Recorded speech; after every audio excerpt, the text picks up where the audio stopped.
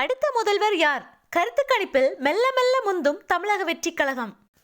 நாட்டின் முன்னணி கருத்தாய்வு நிறுவனங்களில் ஒன்றான சீவோட்டர் ஆய்வில் 27% பேர் மு.க. ஸ்டாலினை முதல்வர் பதவிக்கு தேர்வு செய்துள்ளனர். இந்த பட்டியலில் 18% பேர் தமிழக வெற்றிக் கழக தலைவர் விஜயை முதல்வர் பதவிக்கு தேர்வு செய்துள்ளனர்.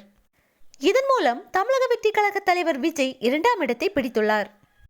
எதிர்க்கட்சி தலைவரான பழனிசாமி 10% ஆதரவை பெற்று 3ஆம் இடத்தை பிடித்துள்ளார். அண்ணாமலை 9% ஆதரவுடன் 4வது இடத்தையும் பிடித்துள்ளார்.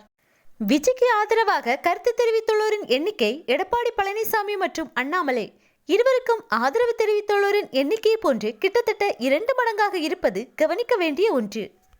36% பேர் தமிழக அரசின் செயல்பாடுகள் மீது ஓரளவு திருப்தி அடைவதாக தெரிவித்தனர். 25% பேர் திருப்தி அடையவில்லை என்றும் தெரிவித்துள்ளனர். இந்த கருத்து கணிப்பில் தமிழக வெற்றிக் கழகத்திற்கு 18% ஆதரவு கிடைத்திருப்பது முக்கியத்துவம் வாய்ந்ததாக கருதப்படுகிறது.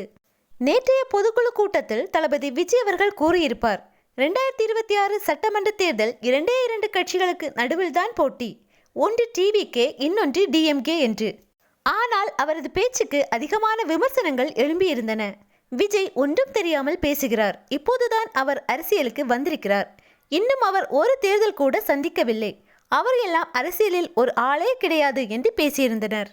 ஆனால் இந்த கருத்து கணிப்பில் 18% ஆதரவாளர்களை பெற்று தமிழக வெற்றிக் கழகம் 2ஆம் இடத்தை பிடித்திருப்பது அனைவரையும் ஆச்சரியத்தில் ஆழ்த்தியிருக்கிறது.